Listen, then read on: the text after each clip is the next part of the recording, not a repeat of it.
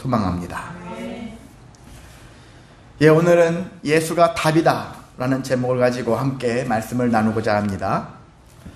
예, 여러분이 인생 삶에서 문제가 계속 일어나죠. 문제가 쉼이 없이 일어납니다. 사는 것 자체가 문제투성이거든요.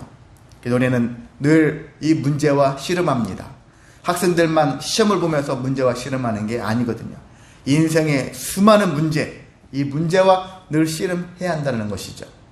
자, 그런 것들을 생각한다면은 이 인생 내가 왜 태어나가지고 이런 고생을 해야 되지? 그런 생각하면서 삶에 대한 후회가 많고 삶을 포기하려고 하는 마음도 같거든요. 앞으로도 계속해서 삶을 살수록 문제가 많다면 살 가치가 있을까? 근데 가치가 있습니다. 왜 있습니까? 답이 있기 때문에. 학교 시험에만 문제 있는 게 답이 있는 게 아니에요. 인생에도 답이 존재합니다. 답이 존재하니까 하나씩 살면서 오답 노트라고 하잖아요. 틀린 것들을 고쳐가고 다시 하면서 내 자신을 새롭게 세워가고 인격의 문제, 관계의 문제, 죄의 문제, 수많은 인생의 문제 있잖아요. 재물의 문제, 이런 것들을 생각하면서 어떻게 이것들을 풀어나갈 것인가. 그걸 여러분이 재미는 아니겠지만 생존의 문제겠지만 그 생존의 문제도 여러분이 즐거움으로 감사함으로 임하게 되어지면은 분명히 답을 찾아갈 수가 있습니다. 근데 우리는 세상에서 답을 찾으면 안 돼요. 언뜻 보면 맞는 것 같아요. 그게 최고인 것 같아요. 정답을 맞춘 것 같은데 정말 최고의 답은 거기에 있지 않다. 어디에 있습니까? 주님께 있다라는 거예요. 인생의 모든 문제에 대한 답은 예수께 있다. 그래서 예수가 우리에게 답을 주시기도 하고 또 예수가 답이 되시기도 하는 거예요.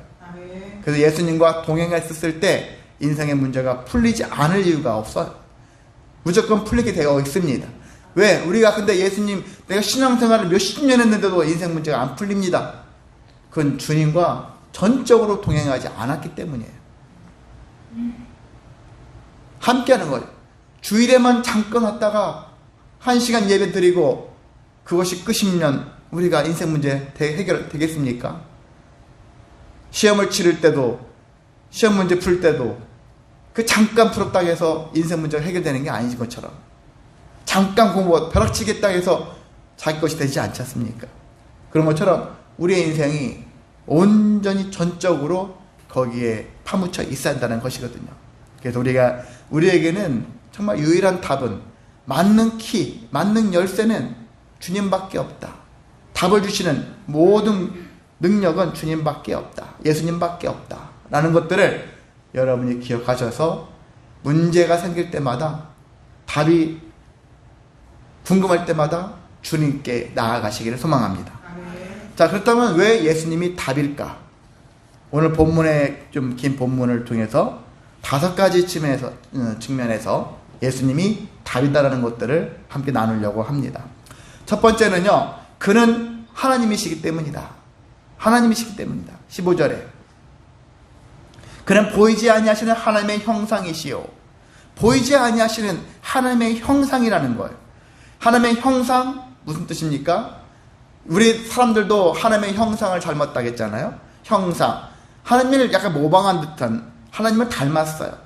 그런 뜻일까요? 예수님도 그런 것 같은 느낌 들기도 합니다. 근데 예수님은 우리와 그런 비슷한 느낌, 모방, 닮았다, 이런 느낌도 들겠지만은, 그렇지만 예수님은 근본 하나님이시다. 빌립보서 2장 6절에 여러분이 암송하셨잖아요. 그는 근본 하나님이시니 그렇게 하셨습니까? 그는 본체, 근본 하나님의 본체시다 라고 얘기한 것처럼 우리 일반적으로 예수님과 육체를 가진 모습은 같아요. 그러나 그분은 처음부터 우리와 다른 분이다 라는 것들을 인식을 해야 하는 것입니다.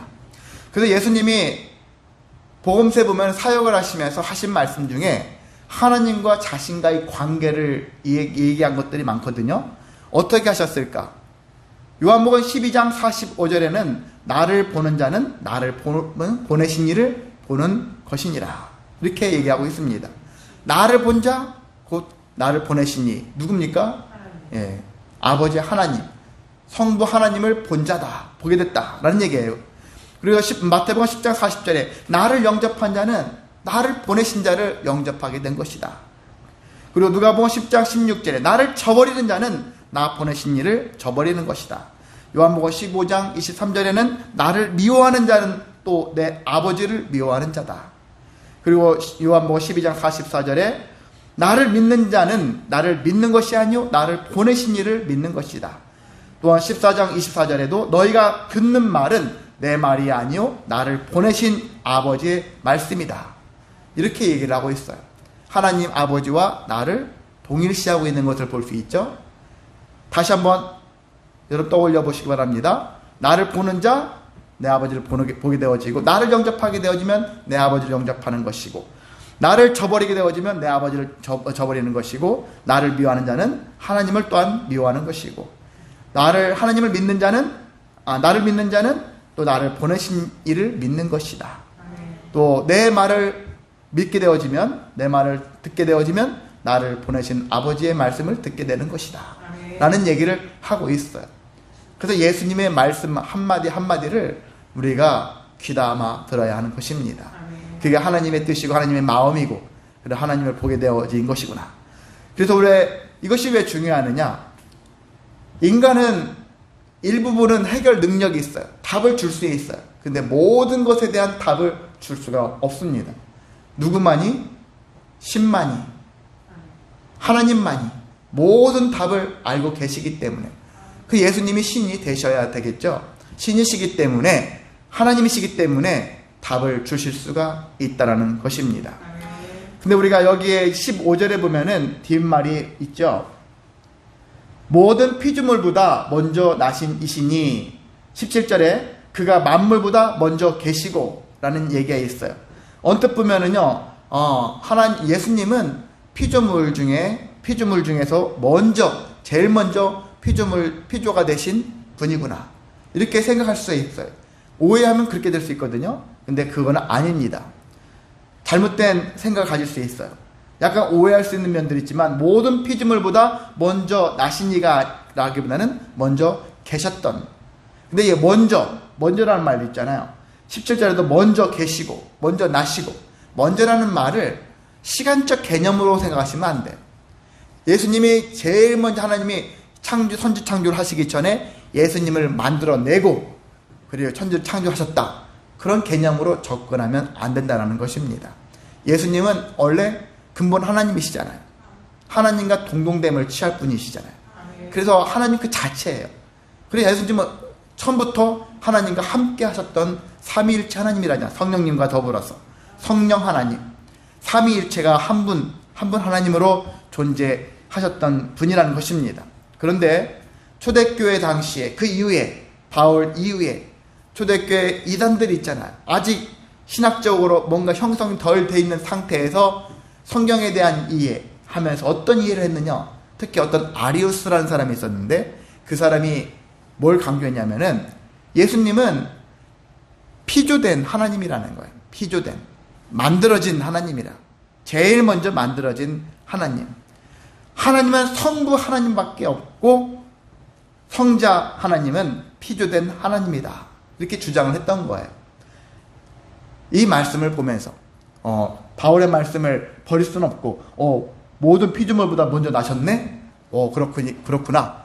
그러니까 성자 하나님은 피조물이구나, 이 땅에 오신 예수님은 피조된 하나님이구나, 이렇게 생각을 하는 거예요. 근데 그것은 잘못된 생각이고요. 그것이 맞다면, 피조물이라면은 하나님으로서 또 우리를 구원할 자가 되어줄 수가 없고, 재물이 될 수가 없어요.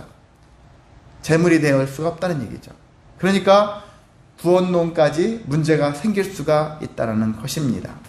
우리는 다시 한번 생각해 봅니다. 예수님은 어떤 분이에요? 근본 하나님의 본체시다. 하나님과 동등됨을 취할 수 있으나, 그런데 빌립보서 2장 얘기하는 거예요 지금. 다만 자기를 비워 종의 형체를 가져 사람들과 같이 되신 분이다 라는 것입니다. 그래서 예수님이 이 땅 오셔서 죽으심으로써 모든 문제, 죄의 문제에서 승리하셨고, 인생의 문제를 더 승리케 하시는 분이다 그래서 우리의 인생 문제에도 개입을 하셔가지고 답을 주셨고 내가 답이다 라는 것들을 말씀하시는 거예요. 너희가 목마르니 너희가 배부르니 했었을 때 나를 취하라는 거잖아요.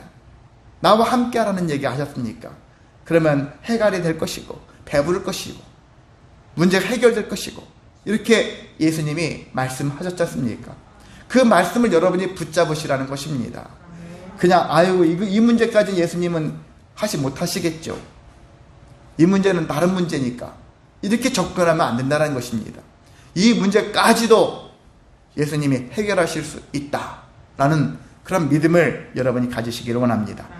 두 번째는 그는 만물을 창조하시고 다스리는 분이기 때문이다 라는 것입니다. 16절과 17절에 있는 말씀이죠. 자, 예수님은 만물을 뭐라고 하냐면은 하늘 그리고 땅에서 보이는 것들, 보이지 않는 것들, 그리고 왕권들, 주권들, 통치자들, 권세들 이렇게 했는데 이런 것들을 여러 가지 권세를 얘기하고 있는데 흔히 이 땅에서 어떤 힘인 능력 있는 자들, 뭐 대통령 같은 사람들, 이런 사람들을 옛날 같은 왕 이런 사람들을 얘기할 것 같지만요, 천사를 지칭할 수 있다는 것입니다. 자, 이런 모든 것 천사들까지도 옛날에부터 지금까지 오늘날에도 천사를 숭배하는 사람들이 있습니다. 천사를 되게 막 높이 여기는 거죠. 그래서 천사를 숭배하는 사상을 갖고 있는데 바울은 천사까지도 다 피조된 것이다. 하나님에 의해서 만들어진 존재들이다 라는 얘기를 하고 있습니다. 그래서 우리가 이런 것들을 생각할 때 하늘 그리고 땅에 보이는 것 보이지 않는 것까지 그리고 천사들까지 모든 것들은 다 만물인데 예수님이 하나님과 함께 천지를 창조를 하셨던 것처럼 세상을 창조를 하셨다는 것입니다. 그러니까 얼마나 잘 알으시겠어요. 여러분도 자동차를 고치는 사람, 자동차를 설계한 사람이 제일 잘 알겠죠. 자동차의 기관에 대해서 어떻게 돌아가는지 설계한 사람이 자동차를 제일 잘 아는 것처럼, 그래서 천지를 만드신 분이 또한 이 일이 어떤 문제가 발생할지, 그 문제가 발생하면 어떻게 회복시키고 어떻게 치료하고 고쳐야 될지 그것들을 잘 아시는 것 같이, 그런 거 아는 것 같이 바로 예수님께서는 우리의 모든 인생의 문제까지도 해결할 수 있는 능력이 있다는 것입니다. 또한 예수님은 만물을 다스린다고 했어요. 만물을 다스리는 분이시다. 17절에 만물이 그 안에서 함께 섰다. 바울이 이렇게 표현하고 있는데, 이야기는 만물이, 세상의 모든 만물이 예수님의 다스림 안에 있다는 거예요. 내 권한 안에 있다는 것이거든요. 다른 표현이지만 저는 제가 제 가정에서 제 아내와 저 두 딸이 있지 않습니까? 저는 제 가정 안에 거한 이 세 사람을 지켜내고 도와주고 섬겨주기 위해서 나름대로 수고를 하고 있거든요. 또한 하늘뜻 소망교회를 주님께서 주셨는데 이 교회 안에서 저에게 맡겨진 또 사명을 감당하고 있습니다. 이제 그런 거거든요. 그런 것처럼 나에게 주신 그 안에서. 근데 예수님께서는 예수님 안에서 모든 만물을 다 포용하시고 만물을 다스리시는 거예요. 근데 여기서는 정복해서 다스리고 그리고 종처럼 노예처럼 부려먹기 위한 마귀처럼 그런 개념이 아니라 결국 당신의 자녀들을 위해서 그렇게 한다는 것이 그 차이점이라는 것입니다. 여러분 직장 생활 했었을 때 악덕 사업주가 있잖아요. 어떻게 보면 직원들을 부려먹고 이 직원들을 통해서 돈을 더 많이 얻기 위한 그런 마음가짐 가진 사람들도 있거든요. 그 마귀의 정신을 갖고 있는 것이죠.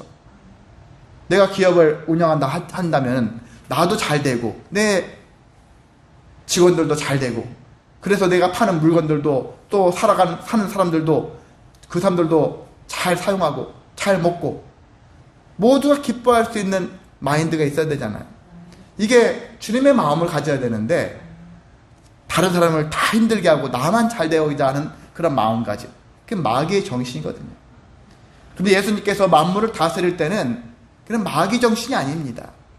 하나님의 마음을 담은 하나님의 마음의 그런 모습으로 경영을 하시는 것을 볼 수 있습니다. 그러니까 그런 분 밑에 있으면 행복하잖아요. 그게 내 남편이고 그게 내 사장님이고 그게 내 상사라면 얼마나 좋습니까? 그런 곳에서 살아가시기를 원합니다. 기왕이면은 나에게 주어진 인생인데 힘들게 살면서 거기서 수많은 것들을 배우고 깨닫고 하는 것도 중요한데, 기왕이면 여러분이 좋은 부모 밑에서, 좋은 직장 선배나 또한 좋은 CEO 밑에서, 또한 좋은 교회 안에서 좋은 분들과 좋은 일들을 계속해서 이루어 나가는 것도 여러분의 삶입니다. 주님과 동행하시기 원합니다. 최고로 좋은 분, 바로 우리를 경영하시는 분, 그분과 함께 살아가셨을 때 그분은 우리에 대한 부분들을 잘 이해하시고 우리에게 문제를 알고 계시기 때문에 답을 제시하고 또한 답을 통해서 우리가 다시 믿음의 승리를 이루며 살아갈 수 있도록 길을 열어주십니다. 주님과 함께 하시기 원합니다. 자, 세 번째, 그는 속량하신 분이다 라는 것입니다. 속량이라는 말이 뭐예요? 어떤 노예가 있으면 값을 주고 사는 거예요. 값을 지불하고서 사는 거예요. 그래서 해방시키는 거예요. 값을 사고 내 종으로 만들어서 또 막 굴려요. 또 계속해서 괴롭혀요. 그런 개념이 아니에요. 값을 주고서 야, 너는 더 이상 이제 종이 아니야. 자유야. 해방시켜주는 거예요. 그래서 예수님은 속량하신 분이다 라는 것입니다. 13절에 보면 흑암의 권세 아래에 묶여있는 자들, 우리가 예수님 믿기 전에는 이런 존재였어요. 흑암의 권세 아래에 묶여있는 자들, 한마디로 마귀의 권세에 묶인 자들이라는 얘기예요. 거기서 벗어나고 싶어도 못 벗어나는 거예요. 벗어나려면 또 와서 잡아가고 또 와서 잡아가고, 그 나중에는 그냥 이게 내 삶인 것처럼 살아가는 영혼들이 있죠. 더 이상 벗어나기지도 못하는, 벗어날 힘도 없는 그런 사람들이 있습니다. 그런데 주님께서 오셔서 흑암의 권세로부터 묶여있는 자들을 풀어주시고 해방시켜 주셨다는 것입니다. 어떻게 하셨을까요?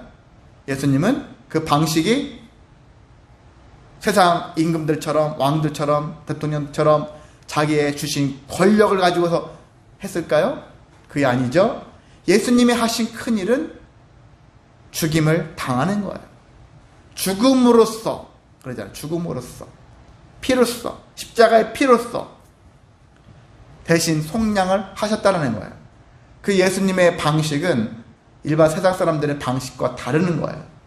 새로운 힘이 있는, 권력이 넘치는 그런 사람이 와서 새로운 세상을 만들어내는 게 아니라 예수님의 방식은 죽음으로써, 낮아짐으로써, 섬김으로써 세상을 이기셨다라는 거거든요. 삶의 방식이 이거거든요. 그래서 믿는 자의 방식도 이런 형식을 우리가 취해야 할 필요가 있습니다.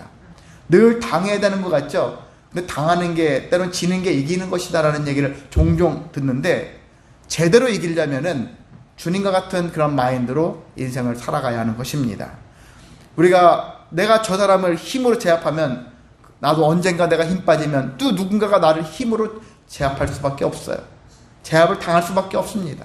계속 복수를 낳는 것 같이 인생이 되어지지만, 누군가의 희생을 통해서, 누군가의 섬김을 통해서 모두가 화평하게 되어지는 것, 모두가 자유함을 얻게 되어지는 것, 이것이 중요하지 않겠습니까? 그래서 예수님의 방식은 죽임을 당함으로써 우리를 속량하셨다. 내가 너희를 풀어줄게, 내 힘으로. 하나님이 못하실 일이 뭐가 있겠습니까?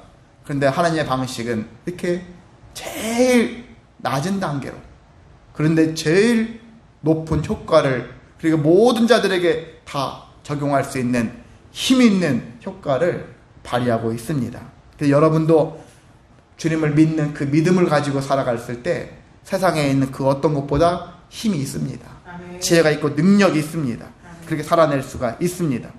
그렇게 하시면서 예수님이 우리에게 뭐가 되셨느냐? 주님이 되셨다는 거예요. 주인이 되셨다는 얘기다. 예수님이 나를 위해서 죽으셨기 때문에 우리가 오 로드, 오 주님, 그렇게 하는 거예요. 나의 주인, 이렇게 얘기하는 것입니다. 주인이라고 고백하는 거 쉬운 일이 아니잖아요. 당신이 뭔데 내 주인입니까? 근데 주인의 가치가 충분합니다.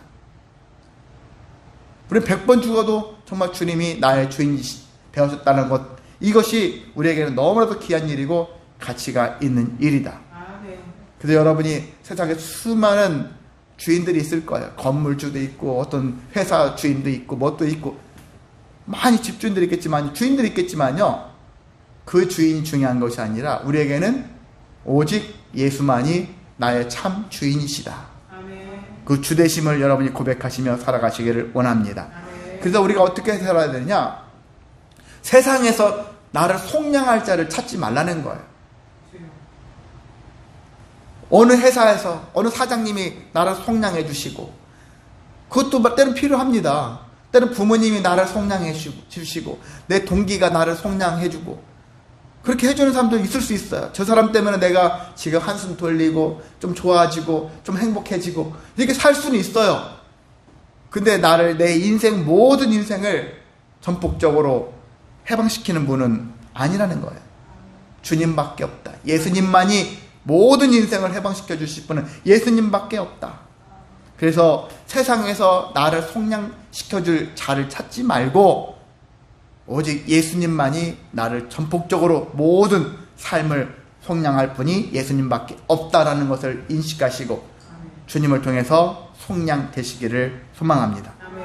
자, 네 번째는요, 예수님은 교회의 머리가 되신다라고 했습니다. 18절에 교회의 머리가 되시는데, 우리가 예수님이 교회가 머리 되시는데 교회에서 해야 할 일은 뭐냐면은 예수님의 능력이 나타나게 해야 되는 거예요.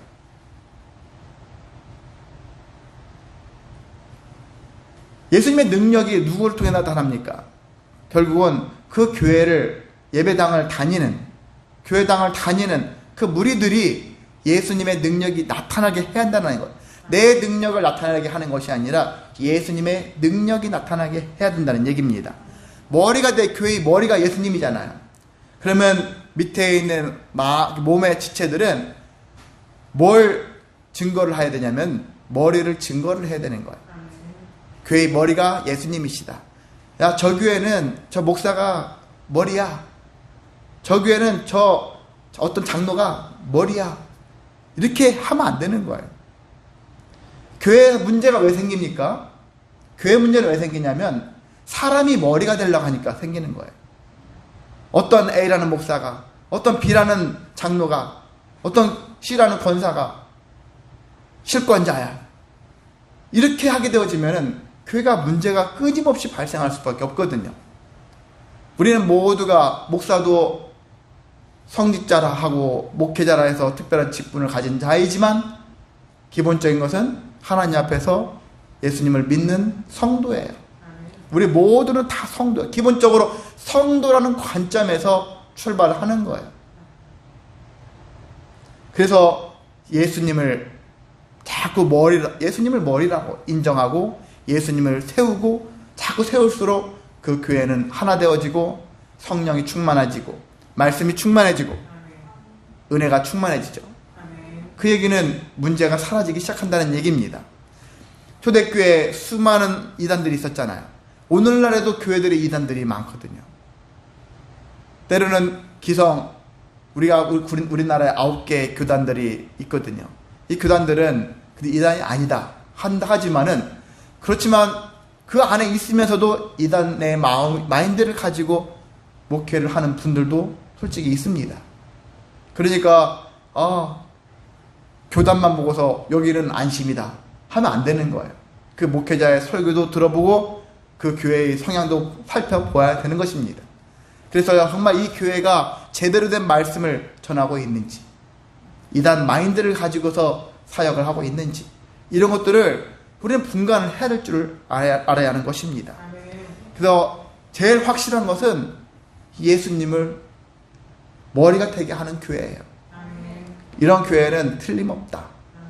근데 머리가 되는데 예수님에 대해서 이상한 얘기 하면 안 되는 있죠. 예수님의 십자가와 예수님의 부활의 능력, 십자가의 능력, 부활의 능력, 이 두 가지 능력을 제대로 균등하게 전하는 교회, 이런 교회가 제대로 된 교회이고, 그리고 하나님의 예수님의 능력이 제대로 표출되는 교회다라는 것입니다.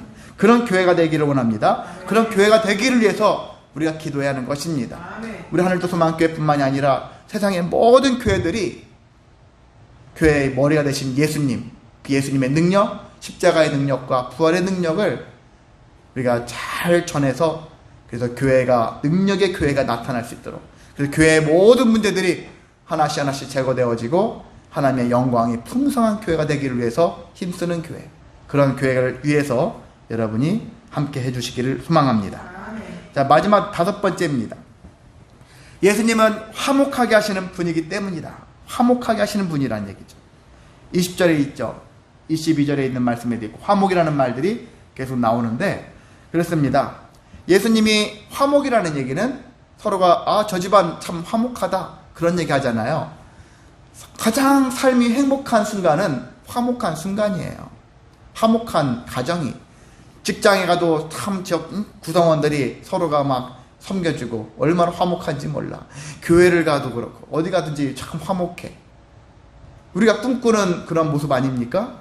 근데 이 진정한 이 화목은 누가 주실 수 있느냐? 예수님이 주실 수 있다. 그런데 우리는 가정에서의 직장에서의 교회 이런 공동체 안에서의 화목만 생각하는데 가장 중요한 화목이 있어요. 누구와의 화목이 중요합니까? 제일 중요한 화목은 하나님과 나 자신과의 화목이거든요. 그게 깨져 있으면 다른 화목들은요 일시적인 거예요. 순간순간은 좋고 행복할지 몰라도 영원하지 못합니다. 하나님과 화목해야 되는 거예요. 화목도 단계가 있는 거예요. 제일 중요한 화목이 하나님과 나의 화목이에요. 그 다음이 저는 나와 나 자신의 화목이라 생각합니다. 그 다음에 세 번째가 이웃과 나와의 관계에서의 화목이다. 우선순위를 여러분 잘 알아야 되는 거예요. 그래야지만 이 인생을 준비할 때 어떤 문제가 생겼을 때 제일 중요한 게 뭔지를 해결을 해야 되지 않겠습니까? 그 제가 여러분한테 우선순위를 많이 얘기하잖아요. 최고로 제일 중요한 게 무엇인지, 최고로 가장 해야 될 게 먼저 해야 될 것이 무엇인지 이런 얘기를 많이 하는데 귀담아 들으시기를 원합니다. 그냥 제 생각이 아니에요. 저는 말씀 속에서 이게 가장 중요한 것이라는 것들을 나름대로 많이 묵상해보고 판단해보고 그리고 분별해서 여러분한테 선포하는 거니까. 이재성 목사만의 개인의 흔히 말해서 개똥철학 아니거든요. 저 말씀을 토대로 하여서 최고가 무엇인가, 최고의 능력이 무엇인가 이런 것들을 발견하면서 그것을 여러분한테 선포하는 것이니까 여러분이 조금은 귀담아 들어서 그렇구나, 이런 문제 생기면 이게 최고의 일이구나, 이렇게 접근해야 되겠구나, 이런 것들을 여러분이 평상시 기억하셔서 그대로 행하시기를 원합니다. 그렇게 하게 되어지면 놀라운 역사가 생긴다라는 것입니다. 그래서 예수님께서는 화목하게 하셨다. 어떻게 해요? 이것도 똑같이 우리에게 죽임을 당하심으로 화목하게 하셨다라는 거예요. 그 연결고리가 죽음으로써 연결고리를 하셨다는 얘기입니다. 하나님과 내가 어떻게 만나야 될까? 하나님 어떻게 화목할 수 있을까? 예수님으로 말미암아 죽으신, 나를 위해서 죽으신 예수님으로 말미암아 바로 이와 같은 모습으로 우리가 화목하게 하셨으니까 여러분도 부모님과 자식과의 관계, 부부관계, 그리고 이웃과의 관계, 교우들과의 관계, 모든 관계 어떻게 화목해야 됩니까? 예수님과 같은 모습으로, 섬겨주고 낮아진 모습으로, 이런 모습으로 화목을 힘쓸 수 있는 거예요. 예수님처럼 나도 죽어야지, 누군가를 위해서 죽어줘야지, 이런 모습으로 할 필요는 없는 거예요. 우린 이미 예수님이 하셨으니까 우리가 할 수 있는 최선에 다해서 많이 낮아진 모습으로 도와주고 섬겨주고 함께 해주는 삶, 이것이 우리에게 필요한 삶이 될 수 있습니다. 그래서 바울은 특별히 뭐라고 하냐면 화목하게 하시는 분이 예수님이신데 이렇게 우리에게 이렇게 하려면 우리 보고 거룩하게 살아라, 흠없고 책망할 것이 없는 자로 살아라, 이렇게 얘기하고 있습니다. 근데 이렇게 살려면 어떻게 살아야 되느냐? 믿음 안에 살아야 되겠죠. 거룩하게 살려면 믿음 안에 있어야 되는 거예요. 흠없고 책망할 것이 없다는 얘기는 세상에서 비난당하거나 고발당할 행위를 하지 말아라. 우리나라가 특별히 고소고발이 많은 나라 중에 하나인데 그건 지나치게 이기적인 마음들이 발동해서 그런 것도 있지만은요, 고소고발이 많다는 얘기는 한편으로는 우리가 더 신실하지 못한 면도 있다는 얘기예요. 이기적인 면이 많다는 얘기예요. 자기밖에 모른다는 의미도 된다는 얘기입니다. 특히나 믿는 자들이, 하나님을 믿는 자들이 뻔히 교회 장로니 목사니 중직이라는 사람들, 특히나 이런 사람들이 세상에 나가가지고 많은 사람들이 믿는 자 하면서 비난을 들을 수 있는, 고발을 당하는, 고소고발을 당하는 그런 사람들이 얼마나 많이 있습니까? 이런 일을 행하지 말라는 거예요. 그렇게 하지 말고 살아라 라는 얘기인데, 그렇게 하기 위해서는 바울이 세 가지를 제시하고 있어요. 사실상 하나죠. 뭐냐면요, 믿음에 거하라 라는 얘기입니다. 23절에 있는 말씀이에요. 믿음에 거해야 한다는 얘기죠. 자, 믿음인 믿음인데, 여기 또 다시 한번 강조하는 건데, 어떤 믿음이냐? 세상에 많은 사람들이 있죠. 많은 사람들이 믿음이 있어요. 근데 어떤 믿음이냐가 중요한 거거든요. 누구를 믿는 거니? 했었을 때 그게 중요합니다. 나는 저 사람을 믿어요. 나는 저 A라는 B라는 수많은 신들이 있잖아요. 사람들이 만들어낸 우상들이 있지 않습니까? 그걸 믿을 수가 있거든요. 근데 그런 믿음을 얘기하는 게 아니지 않습니까? 바울도 얘기하는 거예요. 너희들이 지금 여러 가지 잘못된 그러한 믿음을 가지고 있는데 예수님을 믿는 믿음을 가져라. 계속 바울 서신서에 보면 그걸 강조하고 있는 거예요. 잘못된 가짜 복음을 듣고서 거기에 다른 믿음을 가진 자들이 많은데 그게 아닌 거예요.